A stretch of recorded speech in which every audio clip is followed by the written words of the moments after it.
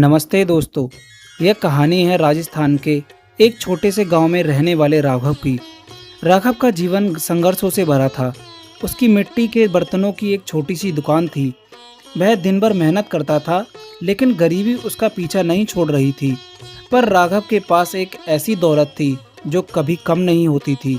वह था खाटू श्याम बाबा पर उसका अटूट विश्वास। वह हर रात सोने से पहले सिर्फ एक ही बात कहता था, हारे का सहारा बाबा श्याम हमारा।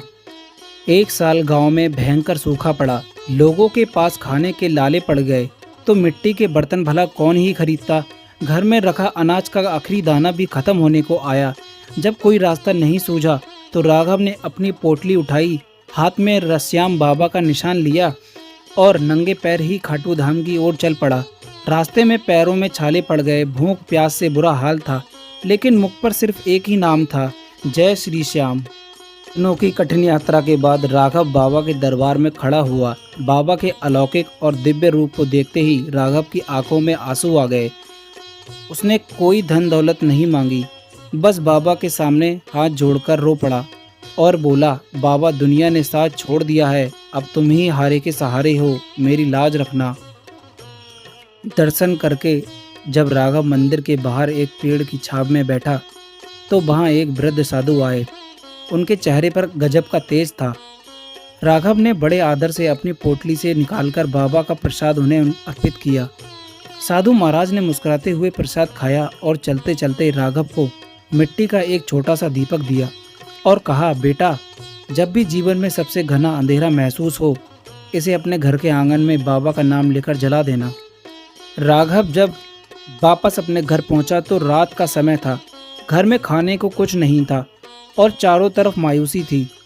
तब राघव को उस साधु की बात याद आई।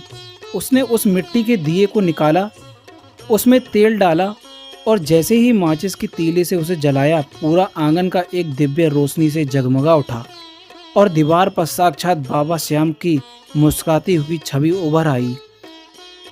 तभी अचानक दरवाजे पर दस्तक हुई। राघव ने देखा कि शहर के एक बहुत बड़े सेठ अपनी गाड़ियों के साथ खड़े थे। सेठ ने कहा, मुझे एक बहुत बड़े अनुष्ठान के लिए तुरंत हजारों मिट्टी के दिए और कलश चाहिए। एक अज्ञात साधु ने मुझे तुम्हारा पता दिया था, यह लो एडवांस के पैसे और कल सुबह तक तैयारी शुरू करो। राघव समझ गया कि लाज बचाने के लिए खुद उसका सावरिया साधु के रूप में आया था। इस चमत्कार के बाद राघव के दिन बदल गए। उसने गांव के लोगों के साथ मिलकर बहुत बड़ा व्यापार शुरू किया, लेकिन वह अपनी भक्ति नहीं भूला। आज राघव पूरे गांव के साथ मिलकर बाबा श्याम के दरबार में झुका हुआ है और कृतज्ञता के आंसू बहा रहा है। राघव का काम अब बहुत बड़ा हो चुका था, लेकिन आज भी उसका दिल उसी छोटे से दिए और बाबा की चौखट में बसा था। वह हर रोज अपने घर में बाबा श्याम की जोत जलाता है और कहता है कि इंसान कितना भी बड़ा हो जाए, उसका असली ठिकाना तो बाबा के चरणों में ही है। दोस्तों, यह कहानी हमें सिखाती है कि परिस्थितियां चाहे कितनी भी विपरीत क्यों ना हो, अगर हमारा विश्वास पक्का है तो वो हारे का सहारा हमारी उंगली पकड़ने जरूर आता है। बोलिए हारे के सहारे की जय, श्याम प्यारे की जय।